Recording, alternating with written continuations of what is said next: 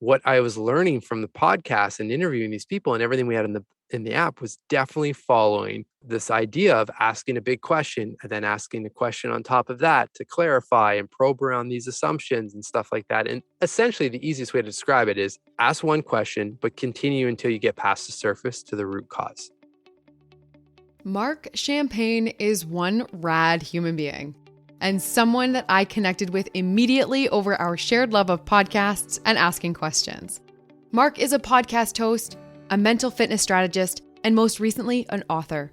He is the ultimate lover of questions and going beyond surface level conversation, not just with other people, but within oneself. Welcome to The Safe Haven. I'm your host, Amanda Lytle. The Safe Haven offers a collection of conversations about life's challenges and the pivots we make in order to keep moving forward.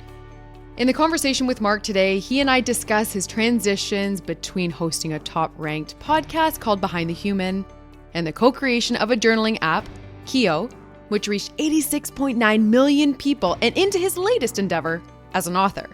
Mark's love of questions has been deeply laced throughout his being as he's studied mental fitness practices for the past decade and into his work as a strategist, podcast host, and speaker.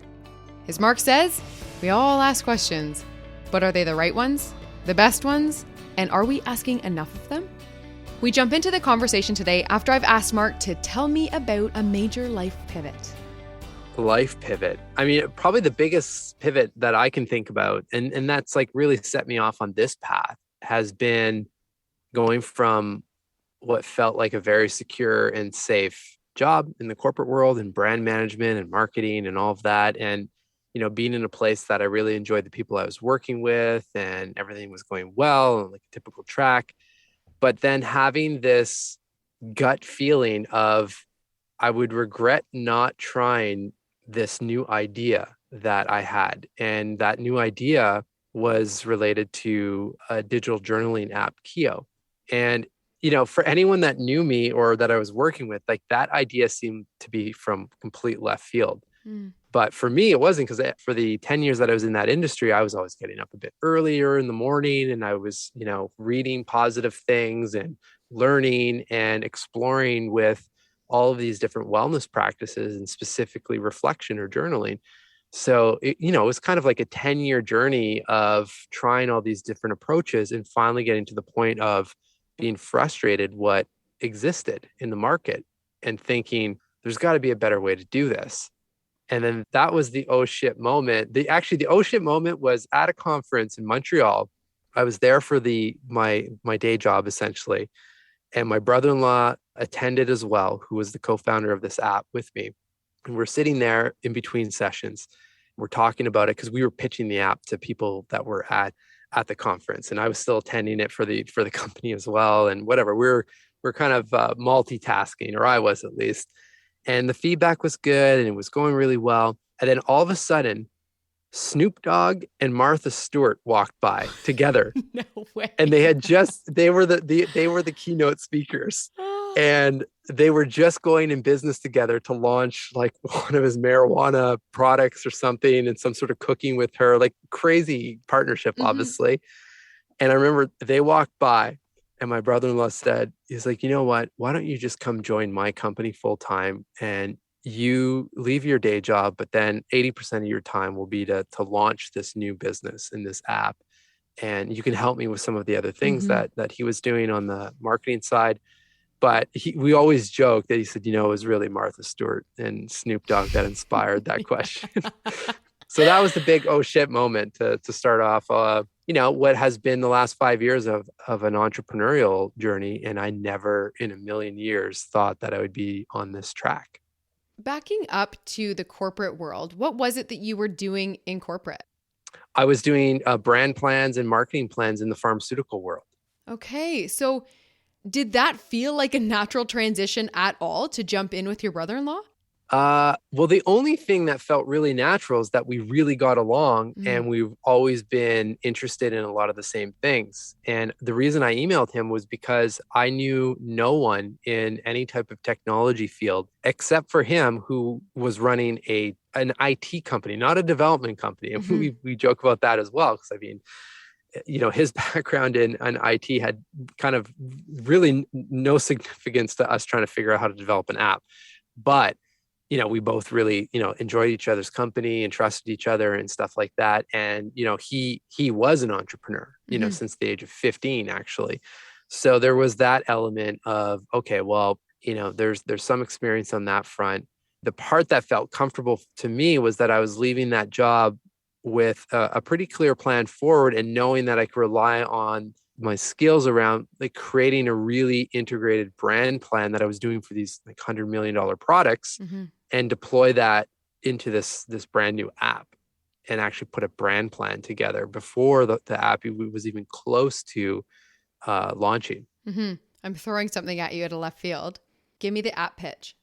Oh man, it's been a while. So yeah, I mean, Kio's the quickest pitch was Kio was an app to help people start a journaling practice or upgrade whatever practice they had. And it was a guided approach, just like what you can imagine now with like Headspace and Calm, where they really guide you through meditations. There was nothing at that time that would do that for journaling.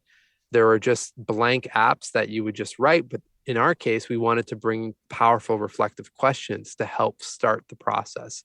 So that's what that app was. And the biggest thing, and this, I really believe this is what led us to reaching so many people with it, was that, again, using that past experience in the brand planning world, for the first 6 or 7 months before even releasing anything, I was networking with people that we could collaborate with for content and their questions. So we were bringing in experts like Adam Grant for behavioral psychology and questions people can ask to get better feedback at work, or linking up with Lego and someone over there providing their questions, and LinkedIn and all these different brands and companies and experts, so that we had our own content in the app, but there was probably 15%. The rest was from all these other people. And my pitch to them was always, I'm doing this with a whole bunch of different experts in different spaces. And if people want to go further in that experience, they link out to your work. We just want to get people started in this process and show them that, these practices are accessible in relation to you as the strategist, or you as a chef, or you as a developer, not just yoga instructors and meditation coaches, because that's what all the content was for a lot of the other apps. So that was the difference. Yeah. Okay. And then I know just the number 80 plus million people. Yeah. Okay. I'll just let you take that away, because even just digesting 80 million people is a lot. So I'll let you take it from there. Yeah. I'll never forget that number, 86.9 million people. That number represents the number of App Store impressions that we received with the app, meaning, the easiest way I can represent that is if you're walking in an airport and you glance at the magazine rack and you look at the cover, that's an impression. So we had that. And then we also had, significant downloads to go with that. And we had a pretty sizable audience, or community, I should say. And it was crazy. I mean, there were no benchmarks for us because we've never done this before. And when it started happening, which was Apple was featuring the app as new apps we love, or app of the day, or we get featured on these journaling lists, it started in a couple countries, and then it started snowballing. And we were definitely featured in over 100 countries at one point. And we had no idea how or what was happening. Like, there was no communication. It was just someone lived in the UK and be like, I just saw your app, it's number 3 on this list. I'm like, oh, send me a screenshot. I want to save that. We saw the numbers flying up, but we didn't it wasn't like there was an Apple editor reaching out saying like, hey, we're going to feature you, blah, blah, blah, except for the US. That was the only country that actually reached out. And we did this, gave them all these graphics, and I don't even think they ended up featuring us off of those graphics. Eventually they did. So we reached all those people. It was a wild experience that, again, I think, Apple, the editors or the reviewers saw the design of the app, which at the time was very Apple-ish. We spent a lot of time making sure that the design was beautiful and it was something that we would want to use. It was functional as well, obviously. But then again, there were big names and big brands right away in terms of the content that was in there. So for a brand new company or brand new app, it seemed like we were borrowing credibility from all these other people. And, it's interesting, as my book is very similar to that, right? So it's the journey has continued. But the through line is, again, just helping people find really powerful questions and meet them where they're at in their lives right now. Right. Fantastic, beautiful segue into what I was hoping I would ask you next, which is what the question was that you were asking yourself, the most important question. And I call it your mirror moment. Yeah. The mirror moment. Well, so just to give some context to the listeners, so we reached a lot of people, which was great. There were a lot of hypes, a lot of features, a lot of collaborations, but that didn't mean the business was actually working. And, we had many issues there to make sure that, people that were, all those millions of people that were seeing the app, that they were coming in, that they were staying, that they were then subscribing to the premium content. That was our revenue model. And that needed a lot of work. And, we spent a lot of money, a lot of time looking for the right developers to help us do that, went through many development teams and so forth, and finally got to a local team that, was significantly higher price and that was going to help us based on some recent user research data that we had gathered or interviews that we had done. So we had a very clear plan forward, but what we didn't have was the cash to continue. Which is, a typical story, obviously. And I think most importantly, the mental capacity to continue. And that was really hard because, I'll never forget sitting in this co-working space in Toronto, looking at that Apple dashboard and seeing the 86.9 million people. My next step was to hit delete from App Store. And a whole flurry of questions then came in, like, how could we have failed at such a colossal level? Like, what would all my ex-colleagues think? Because I remember telling them about this idea and leaving, and everyone's so excited. And there was this element of, oh, I have an idea like that too. You're so courageous to go do it. Well, and now what do I say, right? I just spent the last 3 years of my life doing this. And from the outside, you see all this hype and all these media impressions and whatnot. I mean, it looks like everything's going really well. So people, at least I thought people were going to really judge the scenario or situation. And the hardest thing, having gone through that experience, I realized, and this is a good thing, but I realized that this is the kind of work that I really want to devote my energy towards moving forward, which meant my backup plan of going back to that past industry just didn't fit anymore. So that all of a sudden just left me, and this is where the broken mirror part comes in, left me feeling essentially physically ill during that time because I had no plan forward. We were really hit significantly financially from this, keeping this afloat. We were living in a city that we couldn't afford anymore, and in an area that was always supposed to be, or in a house rental that was always supposed to be temporary. And I have no job and no plan forward. So, I mean, it was just crippling fear for definitely a couple of weeks of just feeling shattered, essentially. And that's that point of like looking in the mirror in the morning and be like, oh, I don't even recognize this person anymore, because I was always very upbeat and motivated and excited and had a plan forward. But then I started, just through harnessing the present moment and leveraging the practices that I had learned from, interviewing hundreds of people for the app and the content, realizing that, well, wait a second, all of these people, whether they're Michelin star chefs or, like I said, designers or technologists, like all these different people, they're asking very different set of questions. And they're not questions like, why me, or what are people going to think? They're questions that are progressive, like, what do I want to do next? Or in my case, the question that really changed it for me was, what do I want for my life? Because then that opens up, it pauses the narrative that's looping. And it's, now we're thinking, okay, well, what do I want for my life? And then, who do I need to speak to help, achieve that? What would an ideal day look like? There was all of these different questions that then sparked from that main core prompt that allowed the hope to come back. That's the big one. There was hope now, like, okay, this is what I'm striving to do. I don't know every single detail, but the hope was back that I have a plan and a vision forward. And that was the realization on how powerful these questions truly are. Thank you for that, because I think that part of your story is the most relatable, because, so many people have dreams and visions and stuff, and yeah, we succeed and whatever, but those moments are the really human ones, the ones where you're like, holy shit, what am I doing? Everyone else was right. the self-doubt, the limiting beliefs come in hard. Oh yeah. Yeah, that was real, very real. Super real. I mean, I give the example that in those times, and in not even times that severe, but especially in that time, like we are all best-selling, New York Times best-selling authors of the internal stories in our mind. I mean, even though 99% of those stories don't come to fruition, they feel very real. And that's what was happening.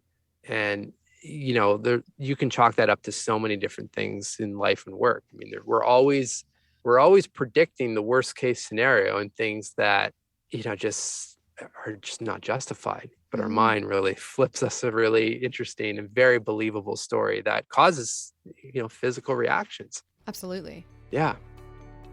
Hey friends, the Safe Haven will be right back after this quick break. So the courage that you were able to muster in the continuation of your visions and your goals and your dreams, and now kind of fast forwarding into a very exciting fall, tell me all about your book, Personal Socrates. Oh, thank you. Yeah, it is very exciting because it feels different from when starting the app, but also feels very similar in the sense that it's aligned to the work that I want to be doing. And like that, I couldn't feel more clear. Like there's nothing that gets me more excited than talking about this stuff, whether it's in book format or app format or podcast format. I mean, I really don't care because it's the practice of reflection and these questions and using questions and thinking of questions in a different light that just have so much power for anyone, no matter what situation you're in and what's going on in your life, that I just feel like people need to know about this stuff, right? Or at least try it. So, I mean, what happened was just, again, when I answered that question, what do I want for my life, and started mapping out that plan and doing my own journaling and reflection, I just started thinking about the idea of, well, how can I continue in this space and get this information out there?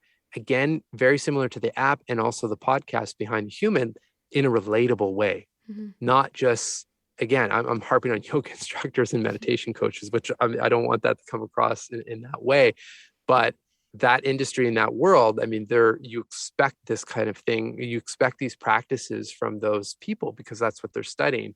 You don't necessarily expect that, or expect to be learning from people like Picasso or Kobe Bryant or Maya Angelou, like some of the people that are in the book, or from present day, like James Clear and Ryan Holiday. I mean, there's different perspectives because they're coming at it. Some are writers and some are athletes, right? And some they're chefs. And it's just to go to show that there are moments of reflection in these mental fitness practices that everyone is doing. And if I can bring that to someone on the other side, then maybe one prompt or maybe one person or the situation will land with someone on the other side.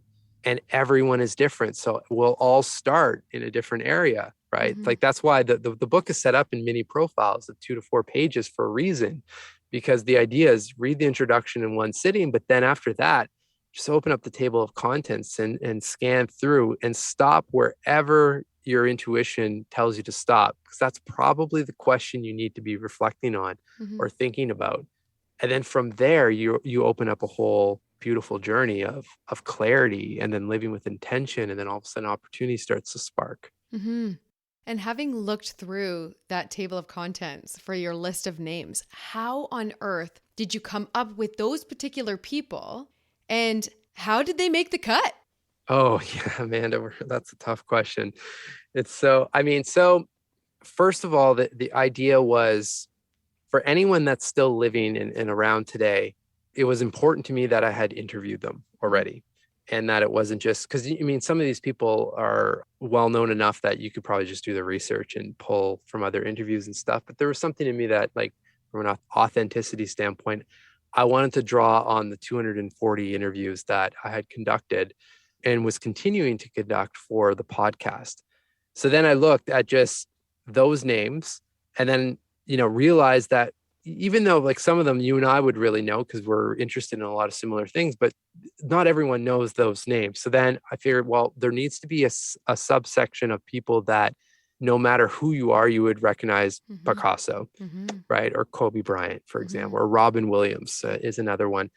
So then that added another element, because now those are turning into, I have to do the research, and that was fun and Mm-hmm. hard and just a completely different angle.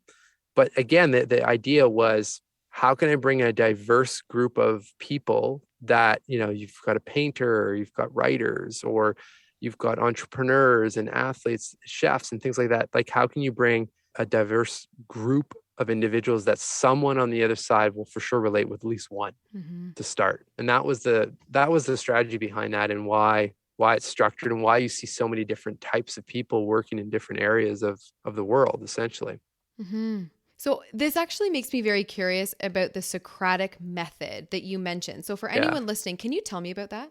Yeah. So, and there's a backstory to that one, because I was talking to Baron Fig, and it's the company that's publishing the book.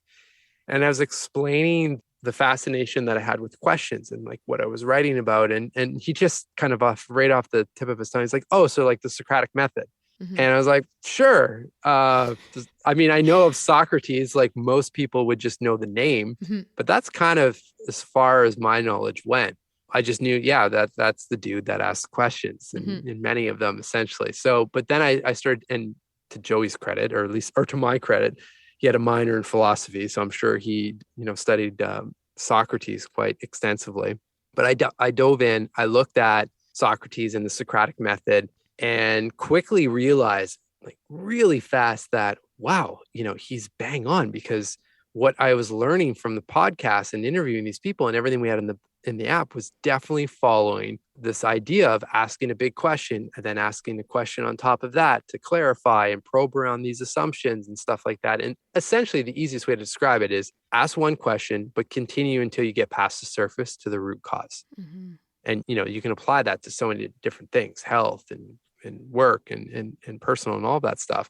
So that was the starting point of really looking into somewhat of a method or a backbone to the book. But what I didn't like was that there were 6 question types and all these different kind of descriptions and variables of the types of questions Socrates would ask his students. Mm. And it was all very academic focused. And for me, I mean, I can't, without opening the book, I probably can't list out the 6 question types. I can list a few of them, and that's the problem. So I wanted to take the method that obviously has stood the test of time. It's been Mm-hmm. around forever, so it works, and we all do this in some capacity. But I wanted to simplify it so that you could really think of it in a few different categories: getting clear, living intentionally, and expanding possibility. And that's how the book is broken out in parts. And it's following the Socratic method in what I'm calling kind of the modernized version that allows it to be really implementable, and without you even thinking about those categories, right? That's the key. It's like, because the minute you have to stop and start thinking about principles and concepts, the minute you're not going to use it. For me, I'm just trying to train people to see more questions in their lives Mm-hmm. and allow them that pause that allows for the question to appear. And that's what, at least my hope for the book is, to meet someone on the other side through a story or prompt, and that, wow, okay, I'm at that area in my life that I can start here. It's only going to take me 10 minutes to read this. Mm-hmm. And I highly encourage throughout the reading, not highly encourage it right now, I do it in the book, but I suggest the moments where the reader should take a pause and flip that script to where they're at in their life, so that it's not just consuming and reading knowledge and taking it in, it's actually applying it, right? We Yeah. have this like fascination in our society of like, oh, I want to finish a book a week, or I want to read 100 books this year, or something like that, Mm-hmm. which, I mean, that's fine. You'll probably pick up some things, but you're not really applying that knowledge. It's impossible, right? So if we Mm-hmm. slow down and really get into it, which is what I was doing 10 years before, in those early mornings, taking in the knowledge and then taking those questions that I was seeing in the content and then journaling on it the next day for my own practice. Mm-hmm. So essentially, it's all coming back to that scratch your own itch scenario that basically produced an app and then now is producing a book, with the idea of, again, introducing a practice that has been around for thousands of years, but in a way that is accessible in today's world. And safe. Yes. I had written down the safety of the pause, but also the safety of the fact that it's in a written format that people don't have to share what they are, like you said, either consuming or reflecting upon. And when you said pause, I actually underlined that because and you would feel the same way when you are interviewing someone or having a really beautiful conversation with another person, is how powerful the pause is. That's everything. Everything. Yeah. And how in our own brains, our mind is just going all the time. If you allow your mind to pause, you'll often have an answer appear. Yeah. The answers are there. The answers are always there. It's just the example I give to draw a physical comparison is like our minds are very similar to, let's think of a room that is jammed floor to ceiling with boxes of books. And like there's a ton of knowledge in there. But if there's no path and those boxes aren't labeled and you can't see the back of the room, it's very hard to access that information versus something like a library that's organized and, you know, there's a system set up to access that information. We can do that with our minds, but we have to, just like physically, we have to, you know, physically do exercise to grow our muscles or train for a marathon. We have to do the same thing for our minds. So if we're doing this stuff 10 minutes a day, training our mind to ask questions in those 3 parts, it's like first get very clear. Like the question I was asking, what do I want for my life? Because then I can go and get into the second part of the book, which is designing or living a life of intention, right? Like, okay, well, I want this, so I have to do these things, or these questions will help guide me to some sort of action. And then third step just happens automatically. If you're doing those things day in and day out, now you start seeing opportunity. It's like, that's when the phone calls come in, or you get that email that seems like, wow, like that's out of the blue. Well, it's not really out of the blue. Like you've been kind of working on that in different ways. I'm sure there's serendipity in some of that stuff. But for the most part, there's a reason that those things and those opportunities are showing up. Now you see them and it's a hell yes in the ones that make sense because you're clear, right? And that's possible. We all have access to that, but we don't have access to that in the state that I was in after deleting the app, when you're in a state of survival or fear, because you can't see. It's really hard to make clear decisions in that state of mind because you're in a survival mode. You know, your body is in a survival mode. So, you know, whatever you can do to pause that narrative, and you can deploy gratitude practices to do that, because you can't be grateful and upset at the same time. It's nearly impossible to be in those 2 states. So you can pause it with some gratitude, right? Even when I was deleting the app, at the end, I had to go back to the basics. Like, I'm in a co-working space. There's electricity here. There's great people here. I deleted the app on a laptop that most people in the world don't have access to. I mean, so it just pauses. It pauses the other narrative that was, pushing me down. Yeah, I understand those moments. Yeah, the pause and the gratitude. And something else that you said that I had written down and circled a bazillion times was mental fitness, because I had over the last couple of weeks, I've been deep diving into some really cool stuff about childhood and how it plays out in adulthood and all of these things. So that's like what's got me fired up right now. But mental fitness, I love the word fitness because everyone, when it comes to mental health, I was hearing people use mental health and mental illness and trying to use them interchangeably. And I had to stop them and just be like, pause. No, everyone has mental health. Not everyone has a mental illness. Yeah. So you can't use those interchangeably. But what I love about fitness is because then it's like, oh, totally. I love the visual of mental fitness when it comes to having these kinds of conversations that are going to make your mind work. Yeah, totally. Well, and it came out of necessity because when I'd be around trying to drum up those collaborations for the app at that time, and that's not that long ago. I mean, that's 3 years ago, and we've come a long way, thankfully. But the comments I used to get were, oh, you're talking about the 12-year-old girl writing in her diary about the boy at school. Like, that's what you're talking about when you say journaling. I'm like, no, not that there's anything wrong with that, but no, not at all. Actually, I'm talking about the people that you're buying their books or watching their TED Talks and whatnot, like the questions that they're asking and the questions that are fueling huge, businesses and life decisions and stuff. Like, that's what I'm talking about when speaking about journaling, because it's just reflection. The practice is reflection.